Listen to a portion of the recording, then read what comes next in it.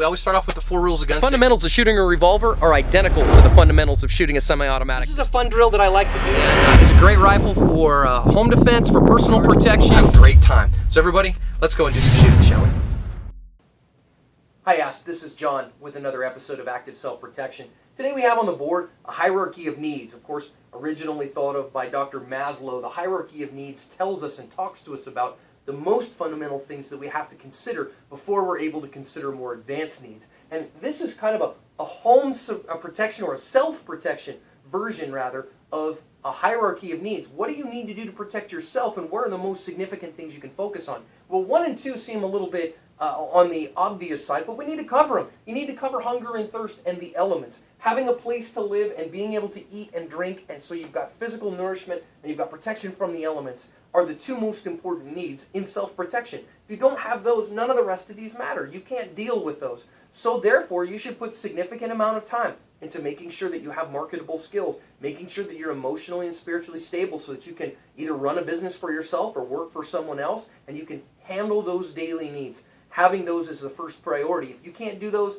having martial arts skill or gun skill or whatever is useless to you if you cannot protect yourself from the first 2. The third one's one I put on here that a lot of people don't consider, and that's domestic abuse. You know, more people are harmed by domestic abuse than by stranger abuse by far.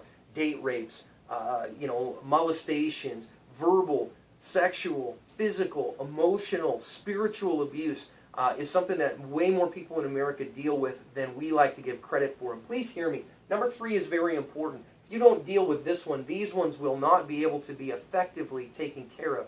So if you're watching this video and you're the subject of domestic abuse, be that physical, emotional, spiritual, sexual abuse of any kind, please reach out and get help. Please hit that search bar on your search engine and type in abuse hotline. Make a phone call and get help. Call a friend who you think might be safe. Get a hold of a local church.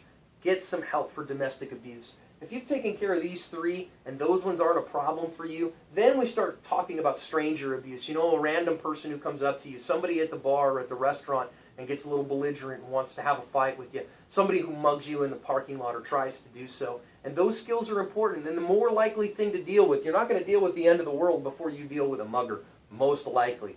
And if you have skills against stranger abuse, then in a breakdown of society or natural disaster, these skills will help you down here. These skills won't necessarily help you up here. So finding the ability to train and to be ready for stranger abuse, to be ready for somebody to come and try to beat you up, a gang in your town. You might live in an urban area, or maybe you're out in a rural area, and the stranger abuse you got to worry about is the 4-legged variety. What do you do when a dog comes up and wants to get you?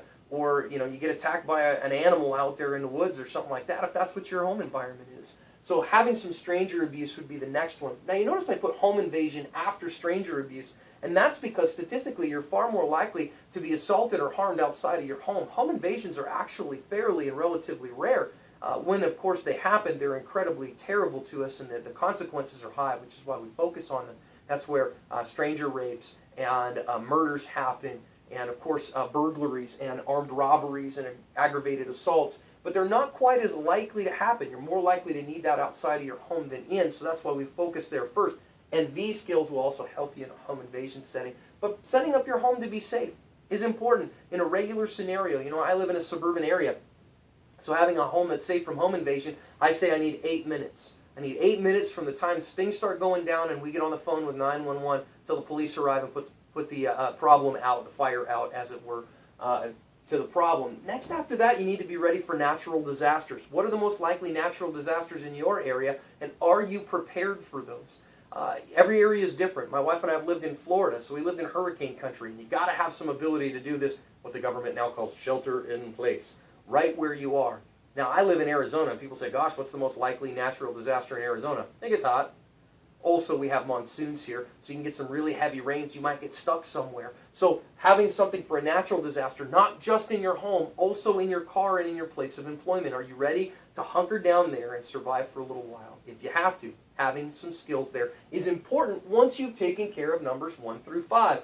Next, the breakdown of society. You could have a terrible natural disaster like Hurricane Katrina, or like, for instance, on the West Coast, if the San Andreas Fault goes off and there's a major earthquake in California, where you have the breakdown of society for a significant period of time. maybe all the gun control talk sends the gun nuts off the deep end and we have a civil war and the breakdown of society. Sure hope it never happens in my lifetime, but you never know. If that happens, you're going to need some more additional skills in order to defend yourself from a larger problem. And then finally, we put here at the bottom, for those of you who don't know the acronym, the end of the world as we know it. So you have a Book of Eli scenario where you have an atomic bomb that goes off. You have major nuclear war throughout the world. You have a serious anarchy that's more than a breakdown of society for a couple of weeks, but maybe you have the entirety of civilization going away. You have a major plague outbreak. The zombie apocalypse starts, something like that. And again, how many of us think and dramatize and really kind of dream about this and prepare down here for the end of the world as we know it, when the reality is that we could get mugged at any time and we're not paying attention to that.